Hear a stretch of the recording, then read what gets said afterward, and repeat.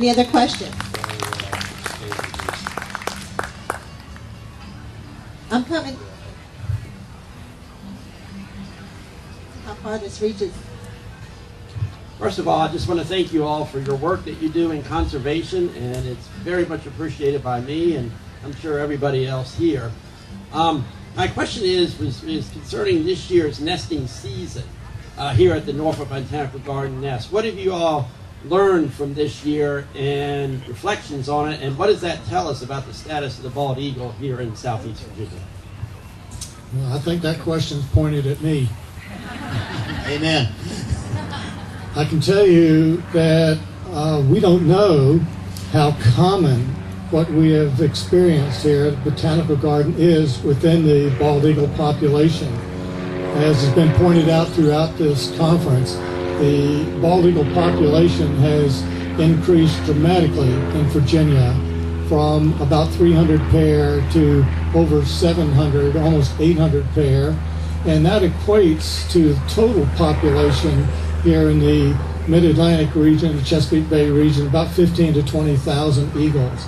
So it does mean that in addition to the 1,500 or so mated pairs, that there are several thousand other eagles out there that have not found a home, that have not established a territory. And the fact that we have seen at least 4, perhaps more, but at least 4 females of the same age, the first breeding age, show up here at the garden at various times. Sometimes all 3, number 2, 3, and 4, only a day or two apart. Sometimes mating in the morning with one, mating in the afternoon with another is an indication that there are That rascal. There are plenty of available eagles out looking for a place to establish their territory. There is a graduate student of Dr. Brian Watts who is currently studying the replacement behavior of bald eagles. It's one of the things that we know a little bit about, need to know a whole lot more about. The one thing we can say for the male is that being approximately 15 years old, he is in his prime. It ain't his fault. He's done his thing. And obviously trying as hard as he can, though I can tell you it is not going to happen this year. The season's over for producing. It would be record-setting should we have an egg show up in the nest, other than those pink and yellow and green eggs that you saw April 1st in the nest. That's the only eggs we're going to have in the nest this year. I think he has set a record of one kind anyway. Well, And I understand he's writing a book. Yeah, well, actually, we don't know if he's set a record because of all the other nests that we don't have the cameras on, and we don't have the opportunity to observe them on a daily and hourly and round-the-clock basis. This may be going on a lot more frequently than we know of. Thank you. All right, any other questions? Oh, can we get her first and I'll come over there? With all the females that have been here this season and everything, how do we know that he hasn't mated with them and they have gone and laid the eggs somewhere else at their nest? Or how do we know that the male doesn't go off and is with another female at a different nest? Multiple sister wives. Yeah, we don't know the answer to that. We know what we can see on camera. We know what we can see from the observers, from the staff here at the Botanical Garden, and from the photographers. Beyond that, we don't know. Thank you.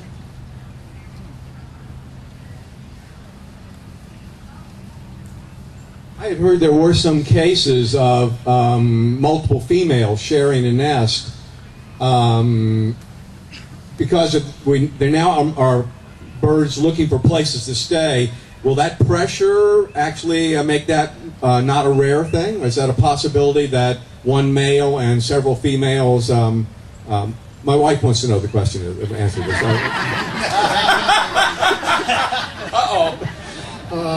That's probably not very likely. There may be very rare instances of that happening, but what you are going to see and what we have already begun to experience and what Ed Clark can tell you specifically is there's a lot more combat going on out there between these available eagles, males and females, over territory. It's very limited. They're somewhat picky. Less picky than they would have been 10 or 15 years ago because they are learning to adapt and to move into our neighborhoods.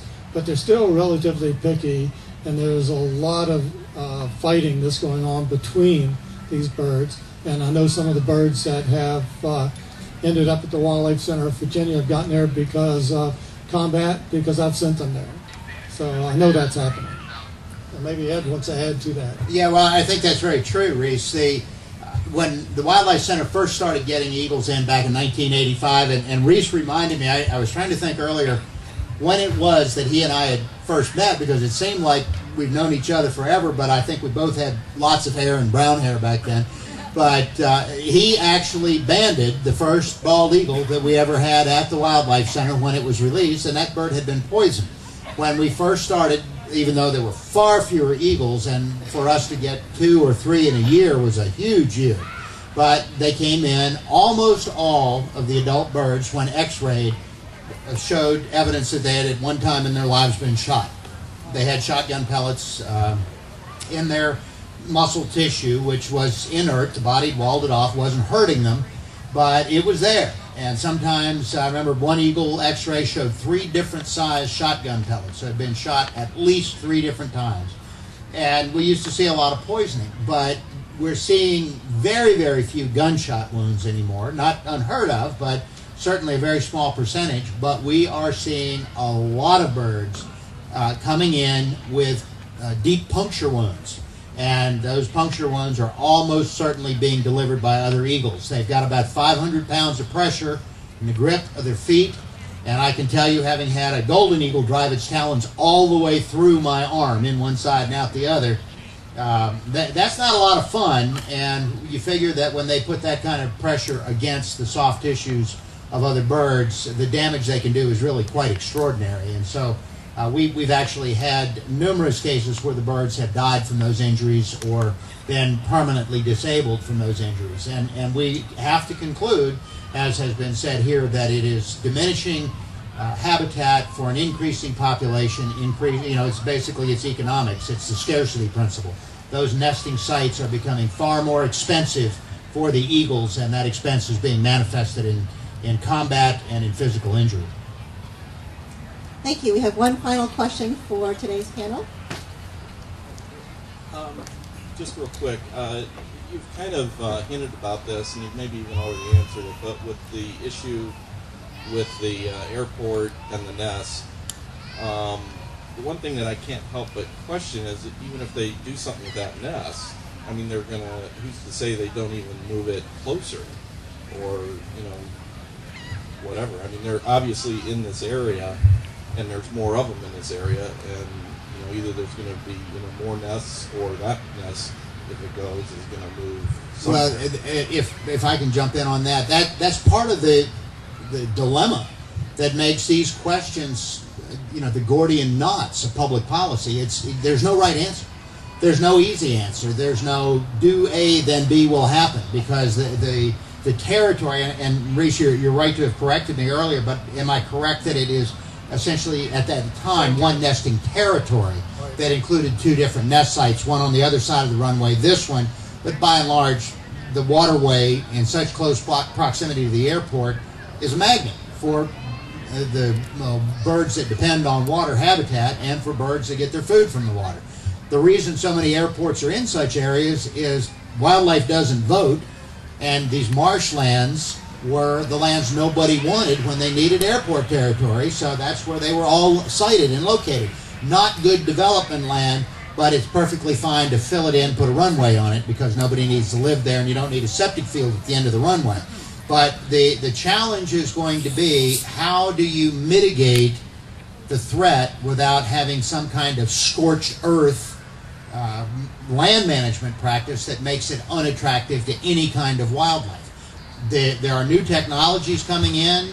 There are a lot of things going on that are old technologies, such as having falconers out on runways. I mean, they have a group at Dulles Airport right now, falconers who work for Wildlife Services and the FAA, and they go out at certain times of the day and in certain weather conditions when standing water attracts seagulls and geese, and they take their hunting hawks and chase these birds away.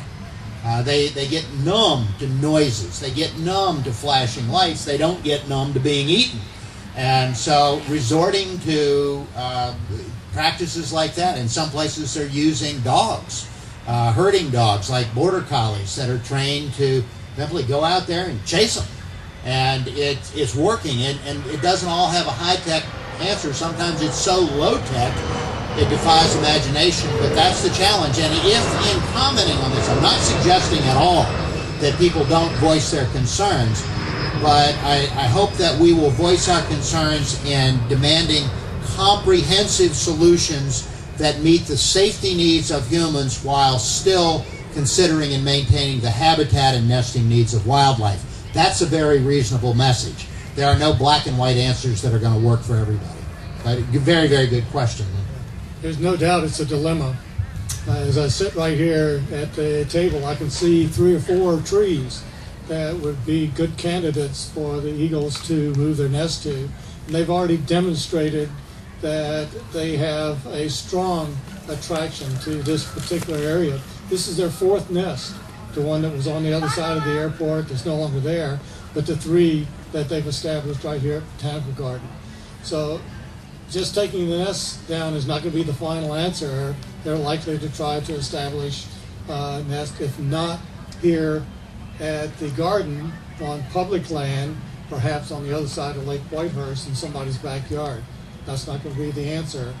It's not going to be the long-term solution, and there may not be a real answer that's going to satisfy everybody, including birds. The other part of the question is, what would you do about the airport itself? Would you move it someplace else? Then the question is, where? Look at there's competition from next door. Look at what's happening with the Navy right now and trying to establish a practice airfield as far away as North Carolina. In Denver, they solved part of their problem by moving the airport 30 miles outside of town. How many people here in Norfolk want that to happen? Probably not very many. And where would they go?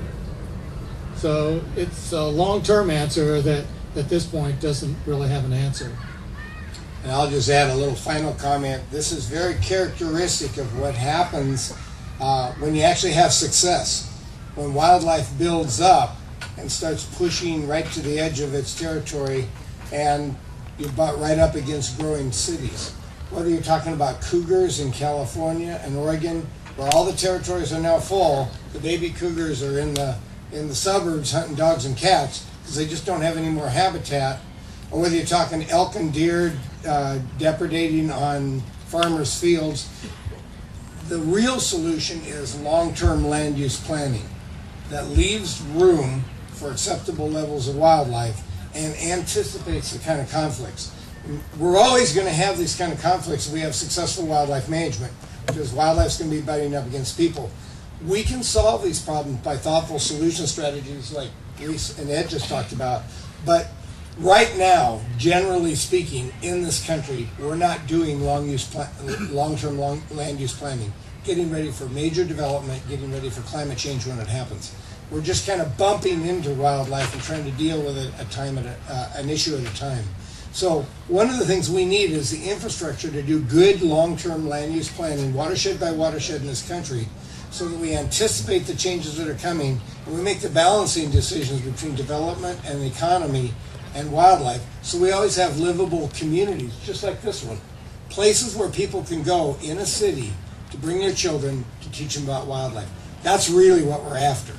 And that is possible with good planning. So I think wrapping up this panel right here, in the shadow of these eagles, talking to a whole bunch of people who are very, very passionate about them, thinking about the future of long-term conservation in this country is exactly the way to finish this panel. I'd just like to say thank you to the garden for inviting me, this crazy salmon guy from all the way from Portland, and for all of you for listening to all this when you could be just wandering around at the booth. So thank you very much. Let me add one thing. I helped start the Virginia Beach Open Space Program here in this area and served on the Open Space Committee for several years. And I can tell you, we never had a discussion about trying to preserve any space for an airport. Almost all of our decisions, all the property that we were trying to set aside and acquire on behalf of the people of Virginia Beach had to do with us and had to do with our recreation, not an airport. Thank you. Well, we hope you continue the conversation. I'd like to bring up our Executive Director, Don Buma.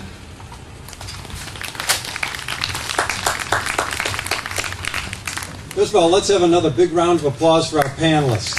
We really thank you. Reese, Jim, Ed, you've really helped to educate us today about eagles, about habitats, and most importantly, where we can have a role about conservation. Again, I'd also like to thank all of you for coming today. I hope you continue to enjoy the garden.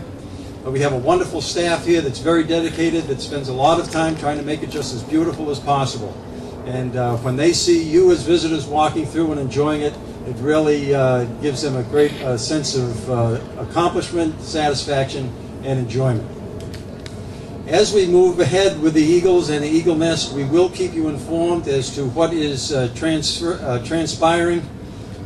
Just one word, the Botanical Garden does not, the Norfolk Botanical Garden Society does not own this property. The property is owned by the City of Norfolk. And so decisions that are made by the landowner through their work with the USDA, with the FAA, and with the Department of Game and Inland Fisheries. And so we will keep you informed as to what occurs. At this point in time, the paperwork for the any type of eagle take, the official term for that, has not been undertaken. But if it is, and when it is, we will let you know that process. So again, I hope that you will continue to enjoy the festival and enjoy the garden. And thank you very, very much for coming and attending today's Eagle Festival.